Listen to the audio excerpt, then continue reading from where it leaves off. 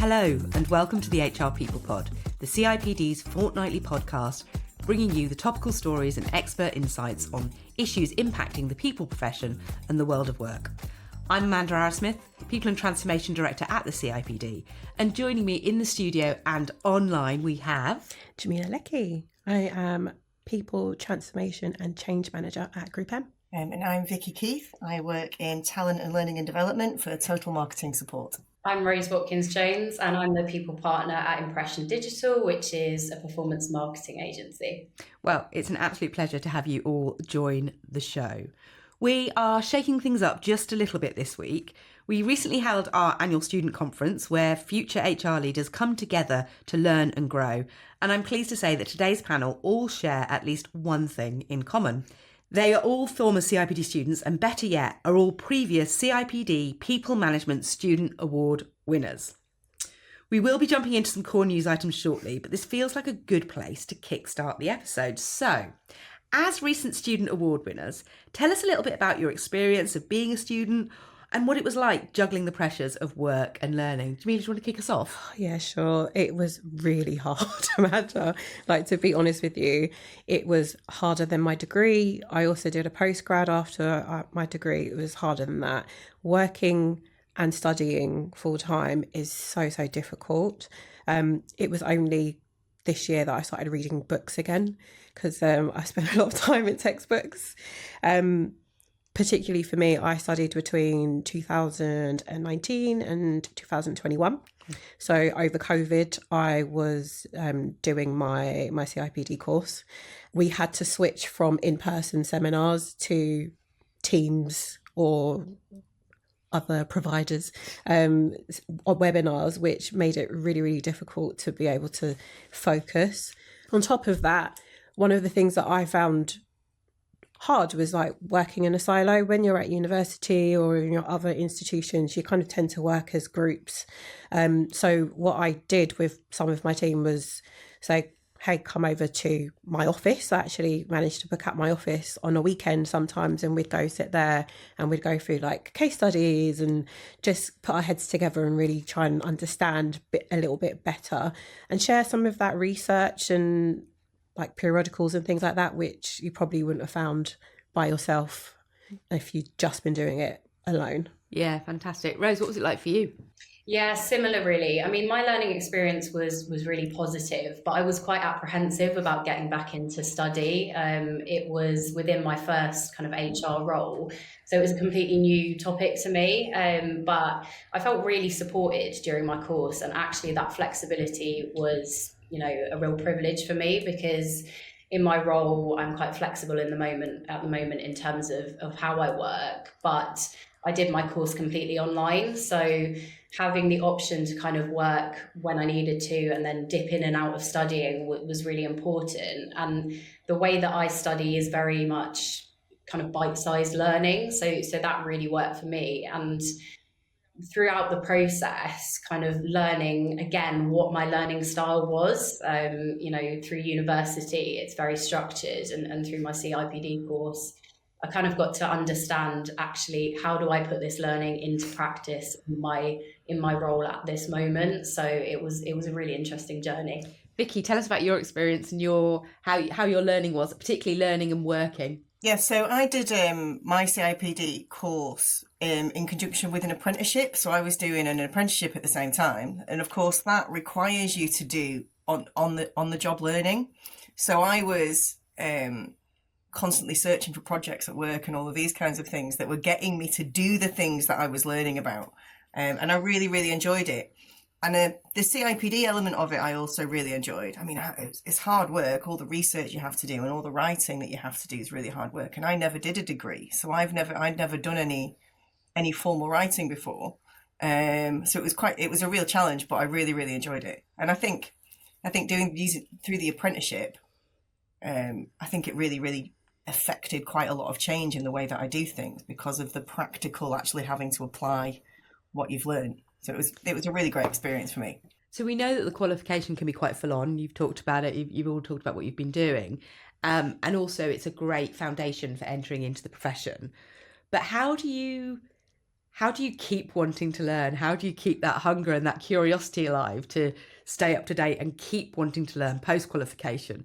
What do you do with that? Yeah, I think something that I've found really works for me is the reflection element. So this is probably something that I didn't do before my CIPD course, but whenever I've got a real life situation in my role, I try and set some time aside after to reflect on actually what do I need to practice a little bit more? What do I need to learn more about to kind of make that situation better and to improve on my skill set? So that kind of drives the hunger to continue learning for me. But on a practical side, yeah, I totally agree.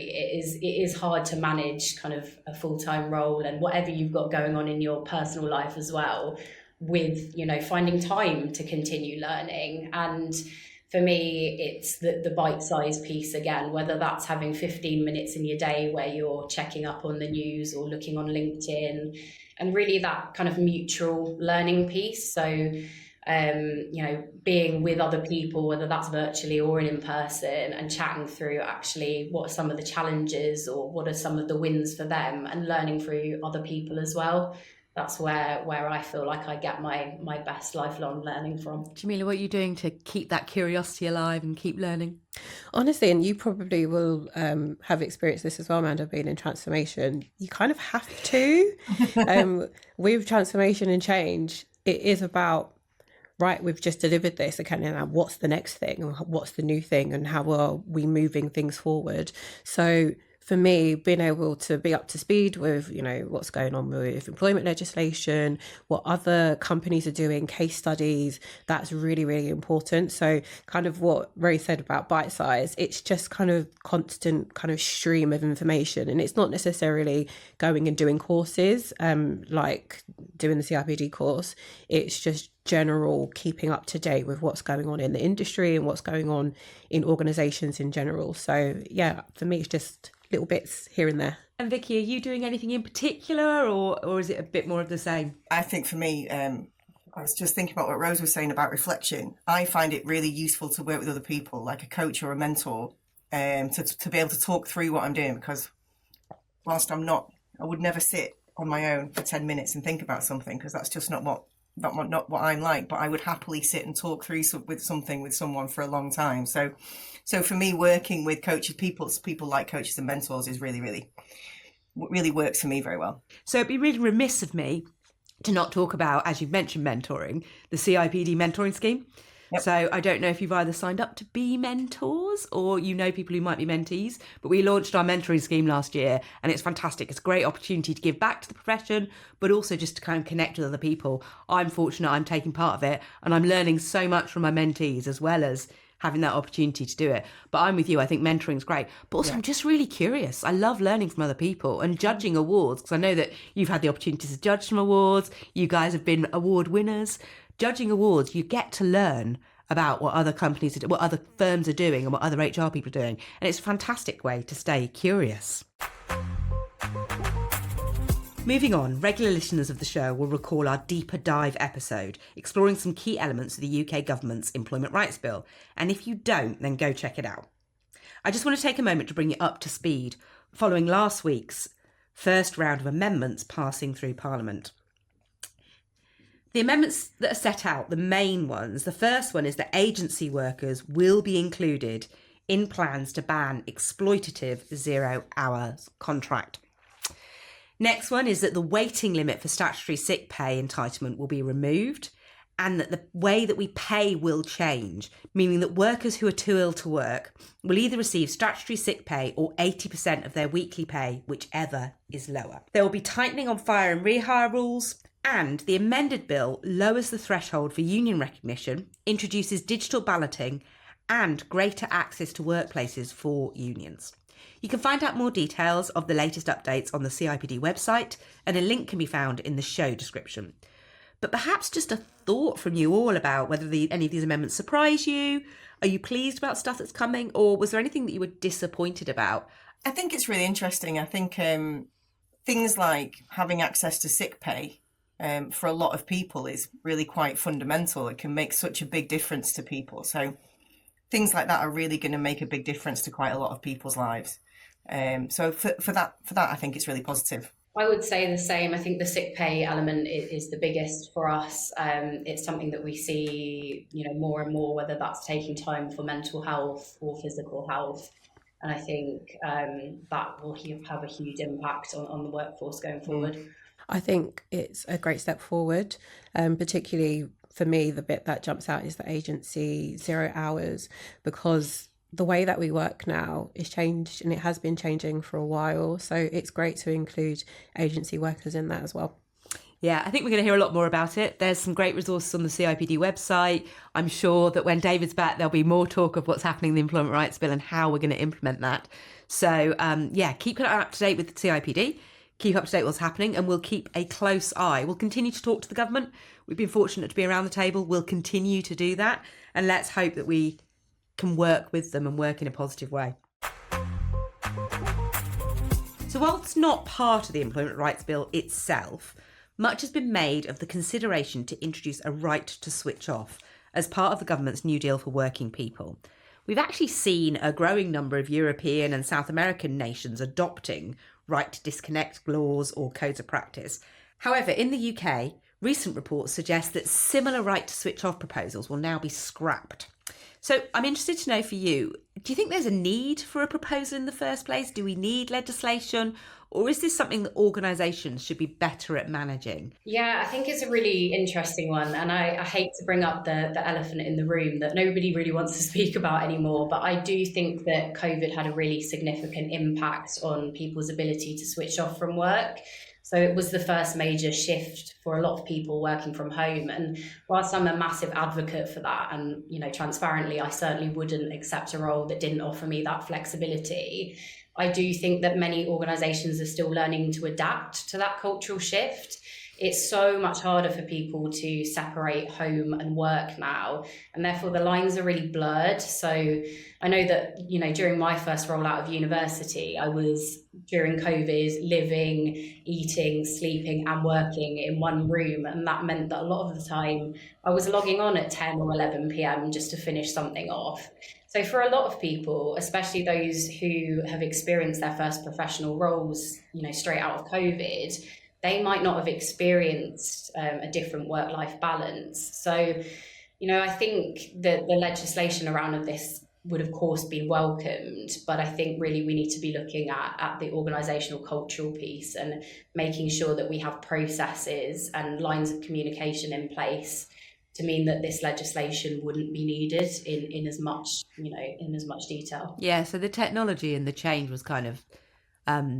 it happened, didn't it? You can't put that genie back in the bottle.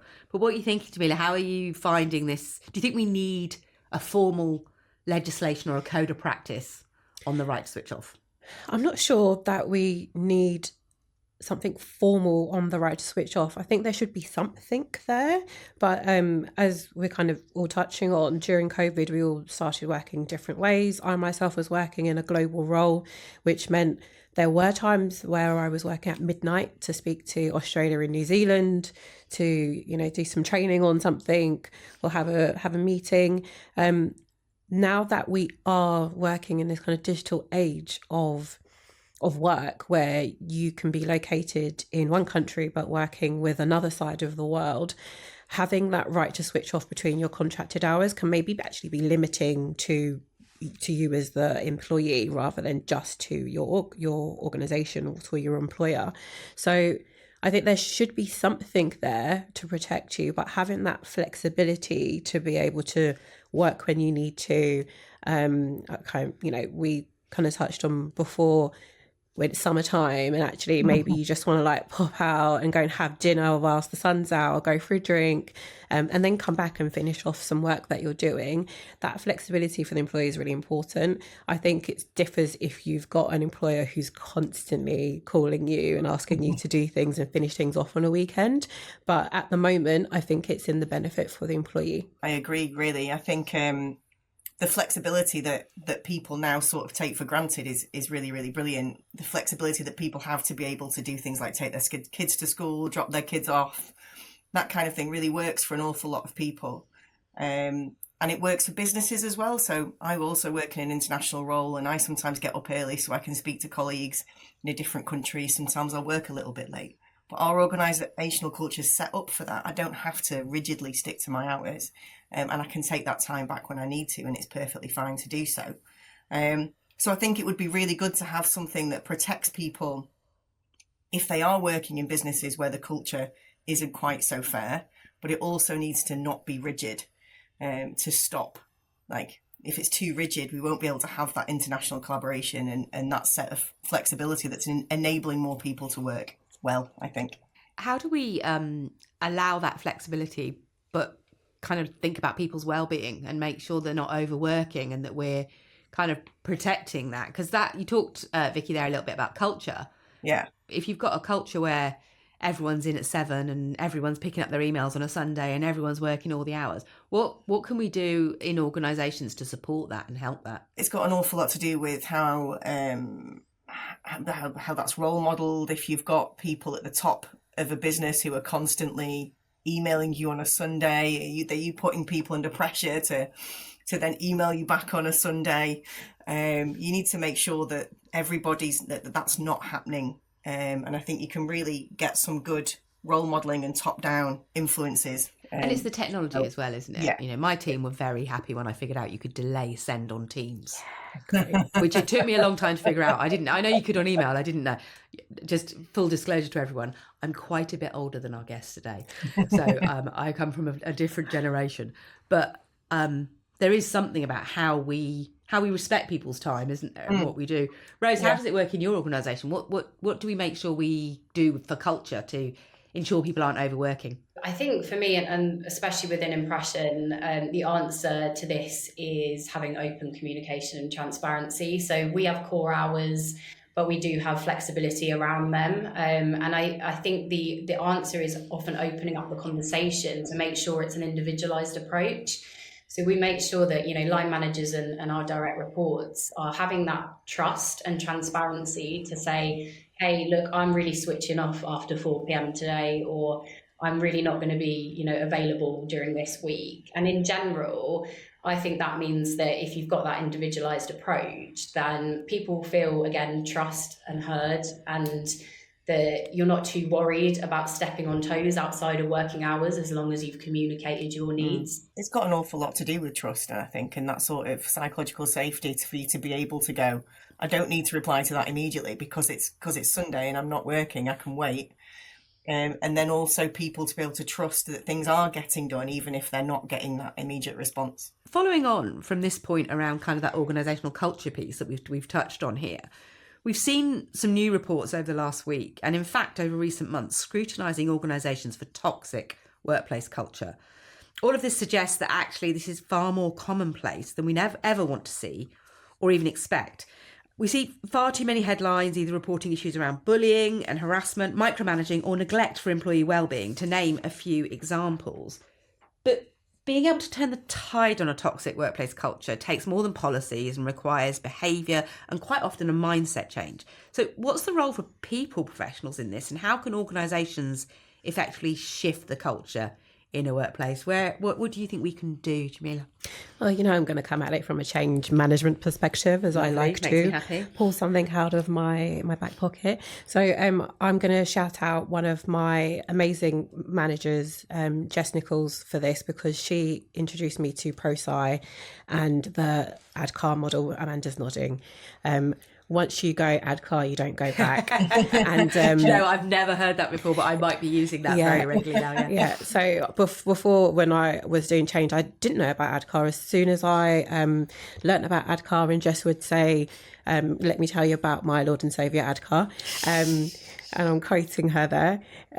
It's very much helps you to think about how you do things. So particularly when it comes to workplace culture and culture in general, because culture is one of those very difficult things that you cannot snap your fingers and change it. It's first and foremost, finding out what is the root cause of this issue. So again, going into my little methodology bucket, it's doing some root cause analysis. So what's the real reason for this problem? You can look on the surface and see that, there's bullying happening, or sexual harassment, maybe, if you want to go down some of the darker roots of things that we know are happening in organisations with these toxic cultures. But if you don't know where that's really stemming from, and if it's a toxic culture, it's never going to be one or two individuals, it will be across the board, then you're not going to be able to fix it. So first and foremost, it's that. Then you want to build your awareness. So we know this is happening. We want to reach out to let you know that we're going to do something about this. How can we make it better? The second part of ADCAR is desire. So now that we're all aware of where we stand, that we know what the problems are, how do we make it so that you understand what's in it for me? Maybe you like going out every Friday night with the team, doing shots and, stumbling home. maybe not. But what's in it for you now that we're going to change things or we're going to tweak things? How does this make your work better? How does this make your life better? And then I won't go through the whole of ADCAR, but that knowledge piece is so important, which is the K. And how do we then make sure that everyone has got that base level of knowledge about what we do, how we work, and particularly the values and beliefs of our organisation, and that they're modelled by everyone throughout the organisation, particularly your leaders. So not everyone's going to know what ADCAR stands for. No. Obviously, you've given us the ADA. Can you just, so ADK, can you just give us the A and R so people know what it is? Yeah, so the second A is ability. So that's where you start looking at training. And yes, we need training, but training is not the be all and end all. Hence why it's the fourth letter in ADCAR. If you don't do those first three letters, you can't get to the fourth letter. So yes, we need the ability, but don't focus everything on it. And then the last is reinforcement. So that is, how do you make sure that people are still buying into what you're doing? It's your reward and recognition. It's building it into your policies, your practices, your people management, your performance management, your talent management. It's all of those things, all embracing what you're changing.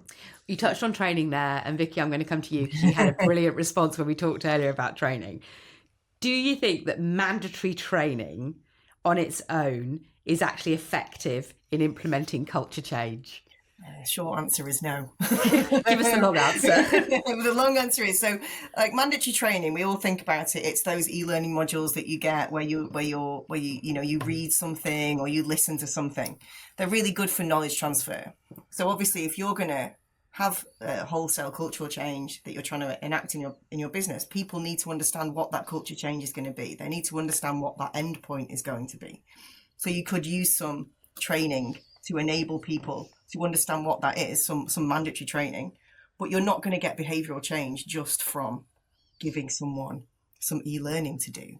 So you need to then think about what else you need to put in place. And I think it needs to be systemic change, doesn't it? You need to have role modelling, you need to have that reward and recognition.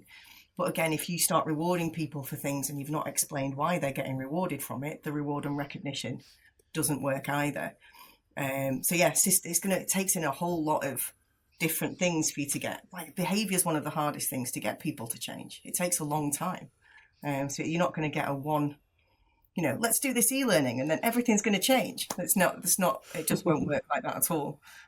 So it has its place and it's good for some things, but to get complete change and to change culture and to change people's minds about how they do things is not that simple. Well, it's interesting, isn't it? Because when we study for our CIPD qualifications, we talk about culture and we talk about change.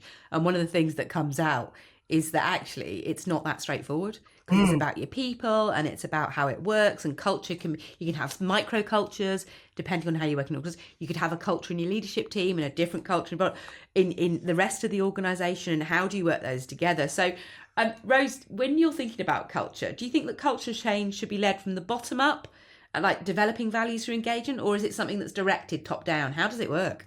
Yeah, so I think rather than it being positioned as being led from the bottom up or top down, I kind of prefer to see it as a mutual collaboration. So I understand that this isn't going to work in all businesses, but especially for SMEs like ours, we have a really brilliant opportunity to lean on diverse experiences and opinions to find a balance that strikes well with the whole workforce. And it might be that the leadership team or the people team identifies a need for a cultural change, but as soon as that need's been identified, we really should be looking at the evidence. So what are our data points? Where is our evidence that this change needs to happen?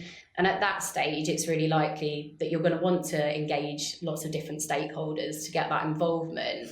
So especially when it's something like developing values and expected behavioural competencies, we like to really lean on our top talent and engage them in conversations to understand what is it that they're doing that we want everyone to be doing. And with values, if you're kind of developing them or changing them, again, it's so important that we have diverse opinions in that conversation so that the values fit and feel right for our whole workforce, because otherwise it's going to lead to that disengagement and kind of disillusioned employees that don't feel that this role is right for them. One of the things that we hear about the return to office mandates and some of the kind of the anti-flexible working is the risk to workplace culture, and the fact that that's perhaps caused a risk. You've all worked through, you've grown up in your careers through this kind of much more digital age and working in this async way and much more remotely. What can we do as organisations to make sure that we still have a identifiable and perhaps a culture that isn't toxic and deal with toxic behaviour in this kind of remote and flexible working world? How do we deal with that? Well, first and foremost, flexible working is a good thing. And, I will be the first to say it. And I'm a advocate of it. I'm a user of it. I have a step parent who has a terminal diagnosis. So I often acting as a part-time carer, and so utilise that flexible working.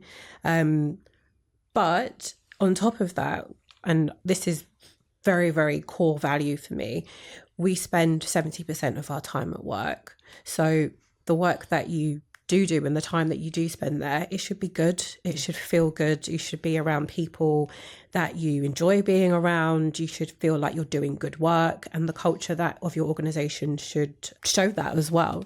So bringing people on that journey, provide them with the resources that they need, provide them with the space that they need and the tools they need to do their job, where we have got things like Teams and I can't even remember what it's called. Well, like now. a Slack or a Yammer. Yeah, and those sorts of exactly. Things. Yeah. We've got all of these work-focused social media channels, if you want to call it that allow you to do your work and to do it wherever. For example, on the train on the way here, I was on my laptop and I've got access to SharePoint, Teams. I've got Teams on my phone if I need to quickly send someone a message. It's so accessible to be able to collaborate and talk with your colleagues and to, pick up an email or do a little bit of work, that it doesn't stop you now from doing what you need to do. And I think having a culture that embraces things like Rose said, like core hours, or in my organisation, we also do early finish on a Friday or summer hours. But on the flip side of that, we also have a rooftop bar on the top of both of our offices. So we have that balance of, we're going to look after you when you're outside of the office, and we're going to look after you when you're inside the office too. We're a really distributed business because we've got people in a lot of different countries. We don't really have very much in the way of physical office space. And what we tend to find is people always say that there's no chance, they don't, because everything's online, people aren't organically building those team relationships. Yeah. If you are going to be online all the time, I think leaders, managers, team leaders, all of those kinds of things need to make space for people to enable those relationships and that culture to build. Because if you're just going into all of your meetings and then you're just going straight into the operational side of what's happening, you're not giving people the chance to get to know each other and to form that culture. Mm-hmm. So I think if you are online and you want to build a positive culture, you've got to make the time for it and you've got to put the extra effort in, because it won't happen as organically as it might do in a physical space. So it's a bit more intentional in terms of what we're doing and how we're working it. Yeah. And hopefully that's how we avoid the toxic workplace culture, because we call it out when we see it, don't we? Exactly. Yeah. Hopefully. And we couldn't wrap up without our regular segment, Is It a Thing? Now, in the past, we've talked about corporate catfishing, but are we aware of the practice of career catfishing? Career catfishing is the act of applying for a role, going to an interview, signing a contract, and then failing to attend on the first day or any day. So just kind of disappearing. Our latest resourcing and talent planning report revealed that 27% of new recruits didn't turn up on their first day. It's really high. It's much higher than I would have thought it would be. So, I mean, clearly it's a thing, But what should employers do about it? And Rose, is it a thing? Are you aware of it? What do you think? Yeah, do you know what? This is the first time I've heard of this. But so it's not something that I've experienced, and I don't think it's something that I've done myself, if I can remember. But I do think that like the stats are very shocking. And what I do worry about with this dialogue is that we're feeding into this narrative that Gen Z might be doing this because they're lazy, which we see a lot. And I think probably the reasons for career catfishing are definitely not laziness. It's to do with the environment that aspiring talent is facing professionally and personally. So kind of going back to what we can be doing to kind of alleviate that problem, I think we have to understand the job market that younger people are facing, and that it's incredibly challenging and really time consuming. And that leads to a lot of people just being checked out and kind of disillusioned. So I read a stat somewhere that in 2025, those who have graduated this year compared to people who have graduated prior to are submitting more than 20% or 20% more applications before getting their first role. So I feel like if you've had bad communication, bad feedback, bad kind of pre-onboarding in the process, it is no wonder that a lot of people just think, I'm going to check out, I might not turn up on my first day. So that being said, I think, we have a huge opportunity to change that narrative and make sure that, in particular, early careers roles and early careers recruitment, we're building that trust and mutual respect and kind of living up to a lot of, what the younger workforce are looking for in terms of our total reward packages, which is how can we support their well-being? How can we support their goals? Yeah, that purposeful kind of focus, isn't it? And being much more. Vicky, career catfishing, is it a thing? I think it is a thing, but I think it's just a thing that's been happening for a really long time that someone's just given a shiny name to. I think it's probably always been there does sound like an awful lot of people are doing it at the moment. So it's probably, I agree that the numbers have probably gone up. It's also not just Gen Z that are doing it. Everyone's doing it. They're just doing it a bit more than everyone else. So I don't think it's solely just something that's happening there. But I do think it's got an awful lot to do with the way people are treated in the recruitment process. We all know the stories of you're trying to get through to a recruiter, they don't ring you back, all of these kinds of things. It's cutthroat. And then how we then do the onboarding as well is really important, isn't it? It's that recruiting. It's interesting. I don't want to have a go at Gen Z, particularly as I found out this week that the oldest Gen Zers are now 29, which means they're not that young anymore. I mean, no offense, they're still young. As a Gen X, they're still young, but they're not these really young people just coming out of university that we think about anymore. Career catfishing.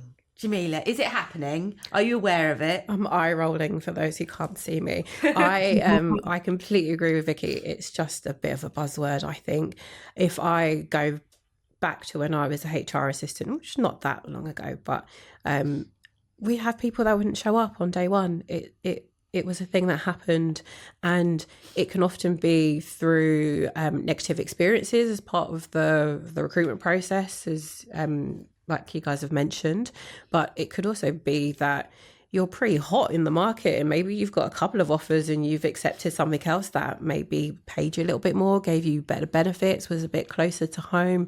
Maybe it's got that, additional flexible working or rooftop bar that you're looking for as part of your employer. So there's probably lots of different things in it. I also do think we've kind of stopped talking about it, but the cost of living crisis is still a thing. And so if you are getting multiple offers because maybe you're in a bit more of a junior role that's got some lots of roles available or there's lots of opportunity, then you will go for whatever the best thing is, especially if it's the salary. Yeah, of course. I think we've got to be realistic about there is still an element of choice, isn't there? So people have that element of choice, and there is a bit of change. People are making much more of those choices, but it's interesting. You've all kind of talked about that recruiter ghosting and that challenge of the additional applications and how hard it is to sometimes get a job. And I think as people professionals, that's something that I know with my team, I'm really keen to make sure we respond to everyone.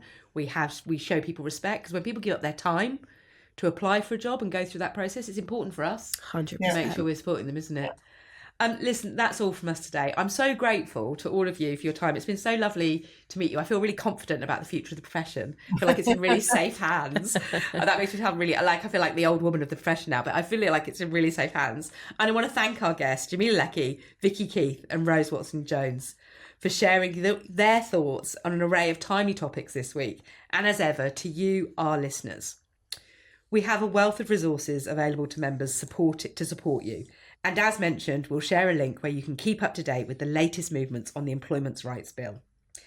Also, you can find a suite of supporting guidance and practical resources to help to assist you with any of the topics that we've spoken about today. We also recently launched our new student pages. So if you are studying at the moment, we've got some brilliant new student pages, some fantastic new student resources. Full disclosure, I'm going back into study in April. I start my doctorate in April. Wow. I feel like maybe that was a mistake. But then, I'm kind of going maybe 5 years whilst working, I'll be okay.